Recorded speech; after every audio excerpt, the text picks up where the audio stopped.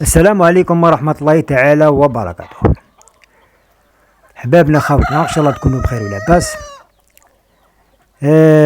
نعتذر على الغياب اللي كانت امور خاصة، كانت عندنا بعض الاشغال الواحد في الحياة اليومية تاعو، مقدرناش ندير لكم فيديوهات، وهذه راهي مدة طويلة تقريبا.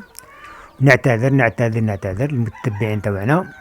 بإذن الله تكون انطلاقة جديدة ونبارطاج معكم كما يقولوا ونلحق المشروع تاعنا، ويكون جديد ان شاء الله، فيه بزاف تحسن في المشروع تاعنا، وان شاء الله كما يقولوا انسان نكونوا كما يقولوا في حسن الظن تاعكم.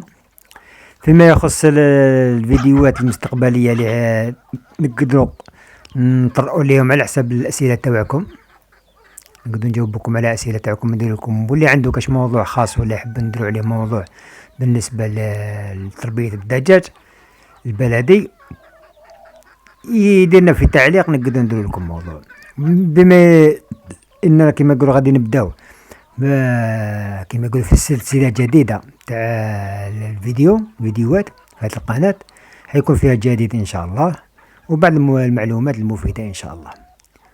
ونعتذر على كل حال الغياب لأمور كما يقولوا خاصة، وإن شاء الله تكون كما يقولوا نقطة بداية جديدة إن شاء الله. وكما يقولوا إنسان ديروا لنا البارطاج وشاركونا في القناة لأول مرة اللي يشوف القناة، وإن شاء الله يكون جديد إن شاء الله في المستقبل إن شاء الله. والسلام عليكم ورحمة الله تعالى وبركاته.